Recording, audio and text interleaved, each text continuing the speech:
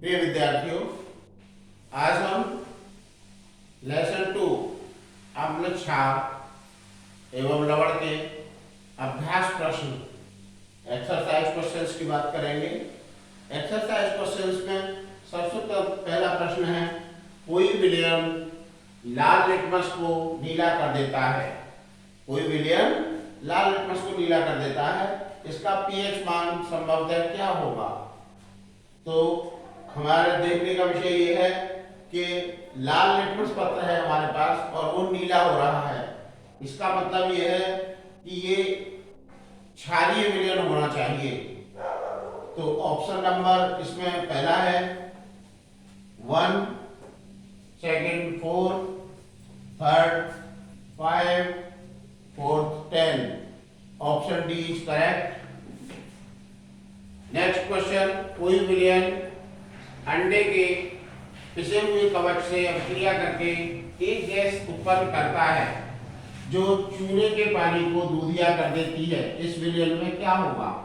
तो विलयन का मतलब समझ रहे हैं सॉल्यूशन, और सॉल्यूशन में क्या है, जब उस सॉल्यूशन की अभिक्रिया किससे कराई जाती है, पिसे हुए अंडे के कवच से। यानी जो पिसा हुआ अंडे का कवच से समझना, अंडे का जो कवरिंग होता है वह होता है कैल्शियम कार्बोनेट का बना हुआ। तो कैल्शियम कार्बोनेट से अभिक्रिया करा रहे हैं हम किसी विलयन की, और बन रही है जो गैस वो चूने के पानी को दूधिया कर रही है। तो हम इसमें जो दिए हुए ऑप्शन है इनमें से देखेंगे कि किस विलयन से क्रिया कराई जा रही है उसकी। पहला ऑप्शन है NaCl, सेकंड ऑप्शन है HCl और थर्ड ऑप्शन है LiCl और चौथा ऑप्शन है पोटेशियम क्लोराइड। तो प्रिय स्टूडेंट्स, इसमें जो हाइड्रोक्लोरिक एसिड है उससे इसकी अभिक्रिया हो रही है, क्योंकि हाइड्रोक्लोरिक एसिड से उत्पन्न होने के बाद में ही कार्बन डाइऑक्साइड गैस का उत्पादन होगा और वो चूने के पानी को दूधिया कर देगी। तीसरा प्रश्न है, NaOH का 10 मिलीलीटर विलयन HCl के 8 मिलीलीटर विलयन को पूर्णतः उदासीन कर देता है। यानी 10 मिलीलीटर विलयन NaOH का है, यानी एक क्षारीय विलयन है, और अम्लीय विलयन कितना है, 8 मिलीलीटर है। जब इन दोनों की उदासीनीकरण की अभिक्रिया कराई जाती है तो पूर्णतः उदासीन हो जाता है। यदि हम NaOH के उसी विलयन का 20 ml लें तो इसे उदासीन करने के लिए HCl के उसी विलयन की कितनी मात्रा की आवश्यकता होगी। प्रिय छात्रों, तो इसमें जो जब हमारा जो ये विलयन है इसकी मात्रा दोगुनी हो गई है। कितनी हो गई है, सोडियम हाइड्रोक्साइड के विलयन की मात्रा डबल हो गई है। 10 ml से कितनी हो गई है, 20 ml हो गई है। तो जब इसकी मात्रा दुगनी हो गई है तो हमें HCl के विलयन की मात्रा भी दुगनी करनी होगी, तभी वह पूर्णतः उसे उदासीन कर पाएगा। अपच का उपचार करने के लिए निम्न में से किस औषधि का उपयोग किया जाता है। अपच समझ रहे हैं आप, जब ज्यादा अधिक खाना खा लेते हैं तो आपको अपच हो जाती है, कब्ज हो जाती है, या थोड़ा ये कह सकते हैं कि एसिड जैसी स्थिति बन जाती है। अब उसका उपचार करने के लिए पहला ऑप्शन है एंटीबायोटिक, प्रतिजैविक। तो एंटीबायोटिक की जरूरत तो नहीं होती पेट के काम में। एनाल्जेसिक यानी जो पीड़ाहारी दवाइयां उनकी भी जरूरत नहीं है। एंटासिड की जरूरत होगी, एंटीसेप्टिक की भी जरूरत नहीं होती। तो ऑप्शन सी इज करेक्ट। निम्न अभिक्रिया के लिए क्वेश्चन नंबर 5 है, निम्न अभिक्रिया के लिए पहले शब्द समीकरण लिखना है, फिर उसके बाद में उसे संतुलित करना है। अभिक्रिया क्या दे रखी है, तनु सल्फ्यूरिक अम्ल दानेदार जिंक के साथ अभिक्रिया करता है। तनु सल्फ्यूरिक अम्ल का फॉर्मूला आपको याद है, H2SO4 और यहां भी एक्वा फॉर्म में, एक्वस फॉर्म में होगा, और जिंक के साथ इसकी अभिक्रिया हो रही है तो बनेगा जिंक सल्फेट।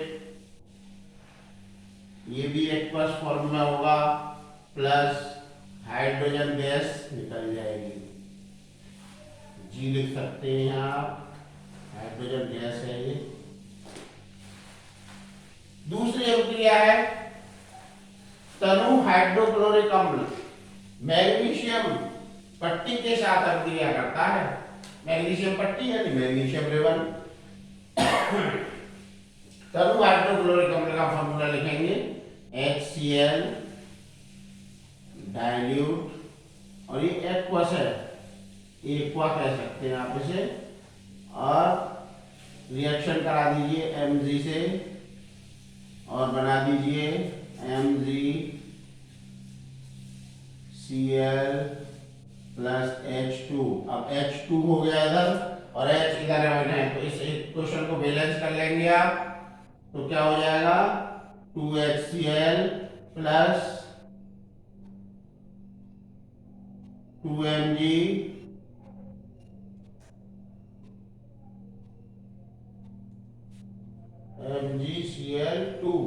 MgCl2 हो जाएगा। और इसकी जो अभिक्रिया है, Mg को 2 नहीं लेंगे, ये हो गया MgCl2, तो magnesium chloride plus hydrogen gas बन जाएगी। और ये अभिक्रिया आपकी, ये इक्वेशन जो है देख लीजिए बैलेंस हुई नहीं हुई। 2HCl 2Cl हो गए, 2H हो गए, MgCl2, ये सही है बिल्कुल। और इस तरह से ये आपकी संतुलित रासायनिक समीकरण हो गई इसकी। तीसरा है इसमें सी, तनु सल्फ्यूरिक अम्ल चूर्ण एल्युमिनियम चूर्ण के साथ अभिक्रिया करता है। यहाँ पर भी ये सब जो प्रोडक्ट बनेंगे ये एक्वस फॉर्म में होंगे, ये हाइड्रोजन गैस होगी। इनकी स्टेट भी आप लिख सकते हैं, Mg यहाँ पे सॉलिड है। तनु सल्फ्यूरिक अम्ल HCl H2SO4 plus Al, aluminium sulphate बन रहा है। क्या बन रहा है? एल्युमिनियम सल्फेट बन रहा है। तो H2SO4 के साथ में हम यहाँ एल्युमिनियम सल्फेट बनाएंगे, तो एल्युमिनियम सल्फेट का फॉर्मूला होता है Al2SO4 का होल थ्राइस प्लस और हाइड्रोजन गैस बनेगी। अब इसको बैलेंस कर लीजिए समीकरण को, Al2 है इधर, तो इधर भी Al कितना होंगे 2 ले लीजिए Al2, और H2SO4 को 3 ले लीजिए, तो सारा समीकरण बैलेंस हो जाएगा आपका 3H2SO4। और यहाँ जो H2 बनेगी आपकी, ये 3H2 है इधर और इधर H2 है, तो 3H2 इधर बना दीजिए। ये आपका राइट हैंड साइड का भी बैलेंस हो गया, H2 हाइड्रोजन बैलेंस हो गई, और Al2SO4 इधर से आ गया, होल थ्राइस इसका हो गया। तो ये समीकरण आपकी बैलेंस हो गई। इस प्रकार से इसका ये जो बैलेंस समीकरण बनेगा वो बनेगा 3H2SO4 प्लस 2Al, Al2SO4 का whole thrice plus hydrogen gas. तो इसको भी लिख सकते हैं आप यहाँ पर गैस, और यहाँ लिख सकते हैं AQ, एक्वस फॉर्म में रिएक्शन हो रही है। H2SO4 भी एक्वस है। अगली रिएक्शन देखेंगे, चौथी रिएक्शन है फोर्थ, तनु हाइड्रोक्लोरिक अम्ल लोह के रेतन के साथ अभिक्रिया करता है। लोह रेतन समझते हैं आप, लोहे का चूर्ण Fe। समीकरण क्या बनेगी? तनु हाइड्रोक्लोरिक अम्ल लोहे के साथ अभिक्रिया कर रहा है और फेरस क्लोराइड बना रहा है, तो तनु हाइड्रोक्लोरिक एसिड का मतलब HCl एक्वस प्लस Fe, तो Fe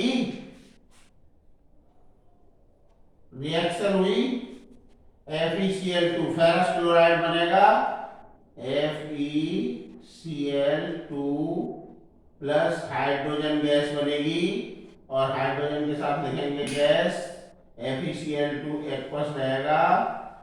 और अब ये आपका बन गया FeCl2 हाइड्रोजन गैस। तो हाइड्रोजन गैस के 2 एटम्स हैं यहाँ हाइड्रोजन के, तो इधर भी हाइड्रोजन के कितने एटम होने चाहिए? 2 होने चाहिए। 2 हाइड्रोजन एटम उधर हो गए लेफ्ट राइट हैंड साइड में, 2 हाइड्रोजन लेफ्ट हैंड साइड में हो गए, 2 क्लोरीन हो गए, 2 ही क्लोरीन राइट हैंड साइड में है, और Fe सिंगल है, सिंगल ही Fe रहेगा। तो ये आपकी एक बैलेंस केमिकल इक्वेशन इस रिएक्शन के लिए हो जाती है, और इसको आप इस तरह लिख सकते हैं कि 2HCl plus Fe equal to FeCl2 plus H2 hydrogen gas बनेगी। इस तरह से ये आपकी ये जो प्रश्न नंबर 5 है ये आपका हल हो जाता है। अगला क्वेश्चन देखेंगे, क्वेश्चन नंबर 6, अल्कोहल एवं ग्लूकोज जैसे यौगिकों में भी हाइड्रोजन होते हैं। आपने फॉर्मूला देखा होगा, अल्कोहल का भी ग्लूकोज का भी दोनों में हाइड्रोजन होता है, लेकिन इनका जो क्लासिफिकेशन हम करते हैं, वर्गीकरण जब हम करते हैं, तो हम इनको एसिड के रूप में नहीं क्लासिफाइड करते। अब जब एसिड के रूप में क्लासिफाइड नहीं करते लेकिन हाइड्रोजन होता है, तो एक ऐसी है, आपको एक ऐसी एक्टिविटी से इसको शो करना है कि कैसे इसमें हाइड्रोजन होने के बाद में भी ये अम्लीय नहीं होता, अम्लीयता नहीं दर्शाता। तो हम इसकी एक्टिविटी के लिए क्या करते हैं, एक बीकर लेते हैं, एक बीकर में हम डाइल्यूट HCl का घोल भर लेते हैं और एक रबड़ की कॉर्क लगा देते हैं नीचे, और इसका संबंध दो पिनों से कर देते हैं जो कि आयरन की बनी हुई है, आयरन नेल से इसका जो है संपर्क कर देते हैं, और ये नेल्स जो है कनेक्ट कर दी जाती हैं वायर से, और वायर का कनेक्शन कर देते हैं हम 6 वोल्ट की एक बैटरी से, और एक ग्लोइंग बल्ब लगा देते हैं इधर। जब हम इसमें बैटरी का कनेक्शन चालू करते हैं, स्विच ऑन करते हैं इसका, तो क्या होता है, बल्ब जो है वो ग्लो करने लगता है। कब? जब हम इसमें डाइल्यूट HCl का घोल भर रहे हैं। डाइल्यूट HCl का घोल क्यों ले रहे हैं? क्योंकि हमें पता है कि डाइल्यूट HCl क्या है, एक एसिड है, तो एसिड का प्रैक्टिकल कर रहे हैं। अब हम इसकी जगह डाइल्यूट HCl के घोल की जगह अगर हम इसमें किसका घोल भर दें, ग्लूकोज का घोल भरें, इसका ग्लूकोज का घोल भर देते हैं। अब हम इसमें अब ग्लूकोज का घोल भरने के बाद में क्या होगा, मान लीजिए यहाँ हमने ये हटा दिया और यहाँ हमने ग्लूकोज का घोल भर दिया, सॉल्यूशन भर दिया ग्लूकोज का। अब इस ग्लूकोज के भरने के बाद में, सॉल्यूशन के बाद में हम इस बल्ब को ग्लो करेंगे, तो ये ग्लो नहीं होता, ये ग्लो नहीं होता, केवल बल्ब रह जाएगा, ग्लोइंग इसकी चली जाएगी। यानी अब हमें ये पता चल रहा है कि ये बल्ब जल नहीं रहा। या फिर हम एक बार और प्रैक्टिकल करके देखेंगे कि हमने दूसरा विलयन जो लेना है वो अल्कोहल का लेना है, और हम इस बीकर में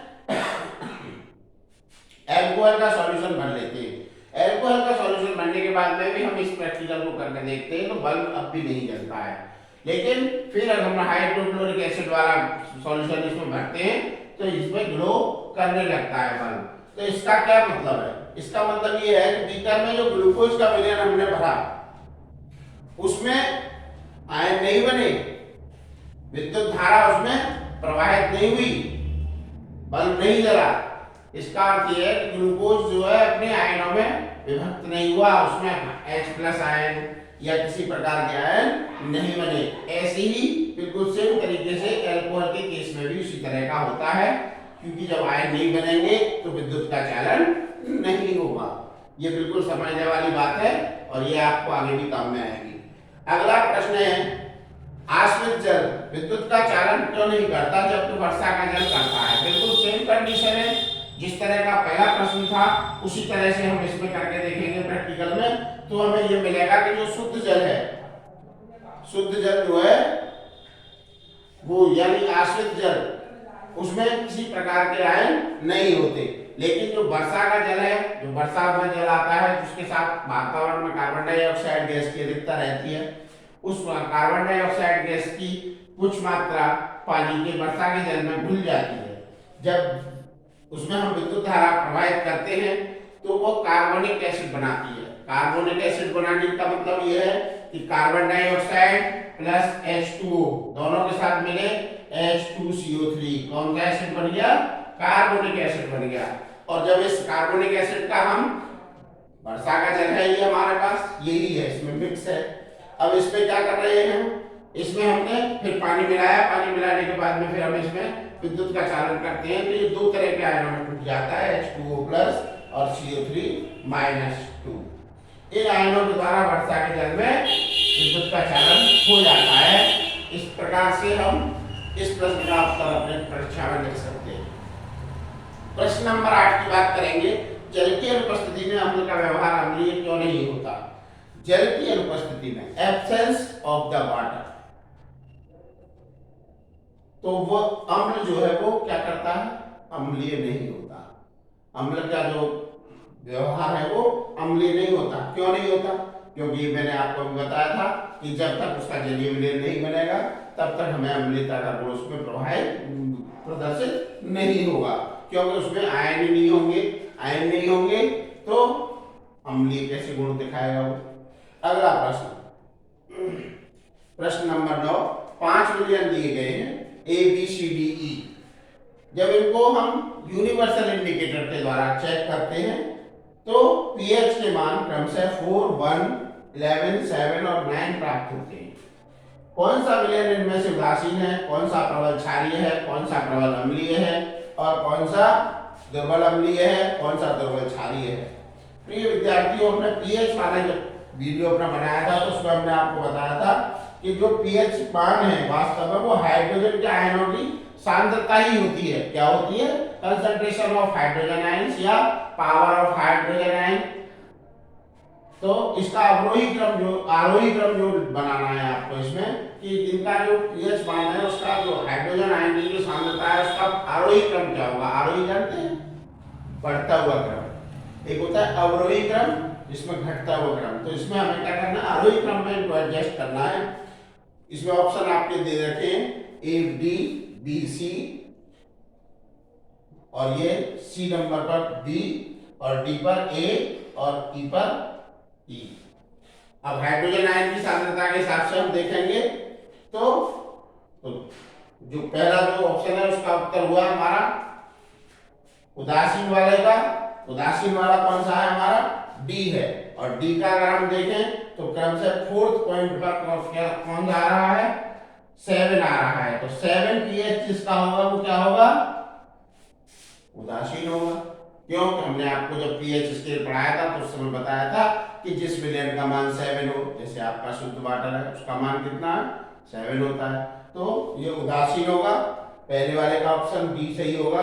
दूसरा क्वेश्चन है बी पर प्रबल क्षारीय। प्रबल क्षारीय का मतलब समझ रहे हैं? जिसकी ज्यादा क्षारकता ज्यादा हो। अब ये प्रबल क्षारीय होगा क्यों? कब होगा? कौन सा होगा? सी वाला होगा, क्योंकि जिसका पीएच मान सबसे अधिक है। पीएच मान सबसे अधिक किसका है? 11 का। 11 कौन से नंबर पर है? 3 नंबर पर। 3 नंबर पर कौन सा सॉल्यूशन है हमारे पास? सी। तो सी वाले का क्या हो गया? 11 हो गया। ये प्रबल क्षारीय हो गया। अब अगला ऑप्शन है, प्रश्न है इसमें प्रबल अम्लीय कौन सा है? तो अम्लीय प्रबल वो होगा जिसका पीएच मान कम होगा, और पीएच मान सबसे कम किसका है? 1 वाले का सबसे कम है। तो ये कैसा हो गया? ये प्रबल अम्लीय हो गया। डी वाले का ऑप्शन ए।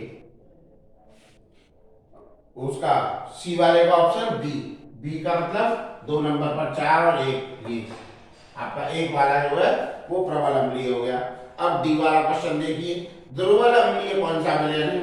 दुर्बल अम्लीय का मतलब तो कैसा है? Weak acid. वीक एसिड का मतलब क्या है कि उसका पीएच मान 7 के आसपास ही होगा, यानी 7 से तो कम होगा और लेकिन 1-2 से भी अधिक होगा। तो और पीएच मान देखते हैं यहाँ पर, जो 4 वाला पीएच मान वाला विलयन है, यानी 4 पीएच मान किसका है?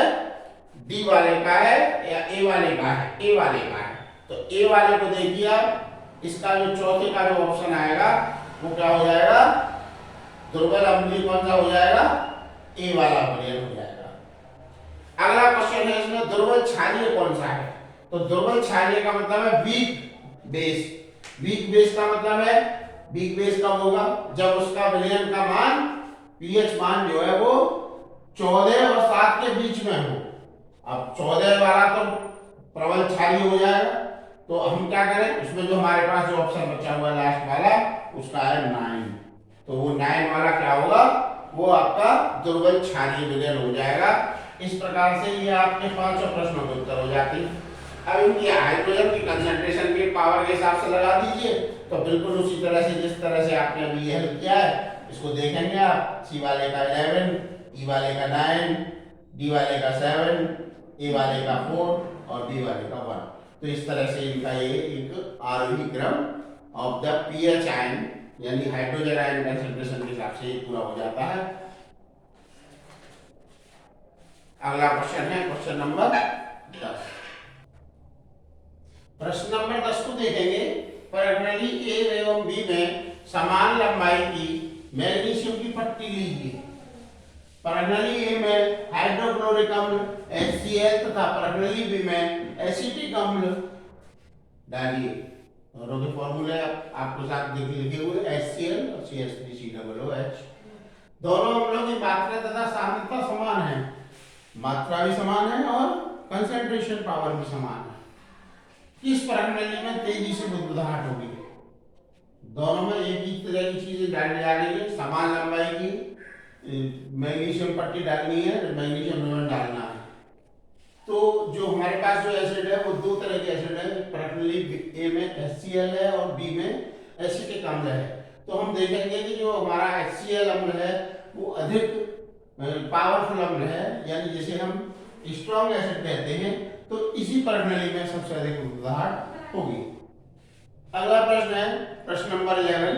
ताजे दूध का मान pH मान 6 होता है, दही बन जाने पर इसके pH मान में क्या अंतर होगा? अपना उत्तर समझाइए। तो मेरे विद्यार्थी, मैंने आपको बताया था कि जब दही बनेगी तो उसमें खट्टापन आएगा और खट्टापन आएगा तो उसमें एसिड का निर्माण होगा। जो लैक्टोज है दूध में, जो प्रोटीन होता है वो लैक्टिक एसिड में कन्वर्ट हो जाता है, इसलिए उसका pH मान भी कम हो जाएगा। अगला प्रश्न,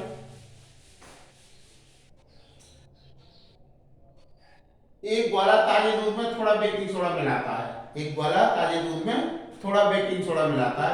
बेकिंग सोडा का फॉर्मूला आपको याद होगा, सोडियम हाइड्रोजन कार्बोनेट। तो वो जब उसको दूध में मिलाता है तो उस दूध का मान, पहला प्रश्न है इसमें, ताजे दूध के pH के मान को 6 से बदलकर थोड़ा क्षारीय क्यों बना देता है? यानी उसका मान कैसा हो जाता है? थोड़ा क्षारीय हो जाता है। pH मान दूध का 6 होता है, 6.4 होता है वैसे, बिल्कुल करेक्ट। तो लेकिन फिर भी यहाँ 6 है, तो इसके बाद में दूसरा है इस दूध को दही बनाने में अधिक समय क्यों लगता है? तो प्रश्न पहला, बेकिंग सोडा जो है वो क्षारीय होता है क्योंकि हम उसे एंटासिड के रूप में भी प्रयोग करते हैं। तो यहाँ पर हम इसे देखेंगे कि इसके मिलाने से दूध जो है क्षारीय हो जाता है और वो बहुत देर तक फटता नहीं है।